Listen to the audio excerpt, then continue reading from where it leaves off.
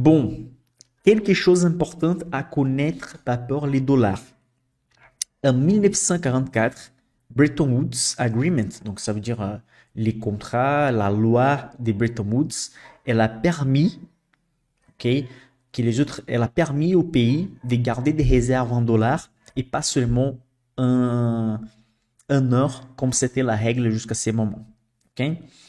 Et en 1990, la chose la plus importante par rapport aux dollars, je trouve, sur les 50-60 dernières années, et que beaucoup de gens connaissent pas, c'est la fin de l'étalon or. J'ai fait une vidéo, ça date déjà un an ou deux que j'ai fait par rapport à ce sujet sur ma chaîne, mais c'est une vidéo très intéressante. En fait, le président Nixon, il a dit en 1970 qu'à partir de ces moments-là, on n'avait plus besoin d'avoir la même quantité de dollars et d'heures dans la banque centrale, par exemple.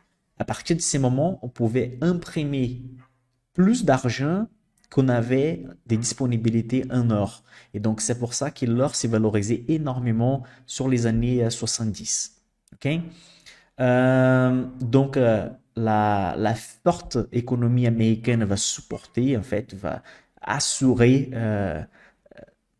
assurer que les dollars continuent comme la devise la plus importante. Donc, évidemment que les dollars, elle est très importante parce que aussi l'économie américaine, elle est très importante.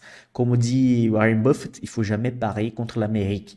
C'est un pays créé à la base de la liberté économique et point barre. Ils vont se battre à fond pour justement protéger cette liberté individuelle. Une façon culturelle de voir les choses, c'est en Europe, on pense plutôt à la société, un groupe, etc. Mais aux États-Unis, plutôt à la liberté individuelle, c'est celle la plus importante. Donc, on voit que les dollars est la devise la plus utilisée pour les taux d'échange, etc. 40% des dettes dans le monde, ce sont en dollars. Ça, c'est important à remarquer. C'est ça les problèmes intrinsèques de l'économie de l'Argentine. Ils font très peu d'exportations. Donc, ça veut dire qu'il y a peu de dollars qui rentrent. Ils ont besoin de beaucoup d'importations. Donc, ils doivent acheter en dollars. Donc, la dette de l'Argentine est en dollars. Donc, imaginez un pays qui sa devise c'est le peso, qui vaut presque rien. Comment il va payer sa dette si sa dette elle est mesurée en dollars?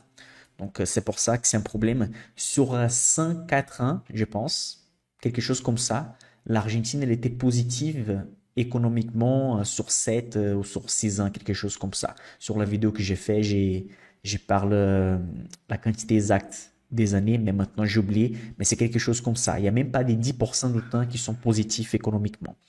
La Russie et la Chine à ces moments font des tout possibles pour accumuler des dollars aussi.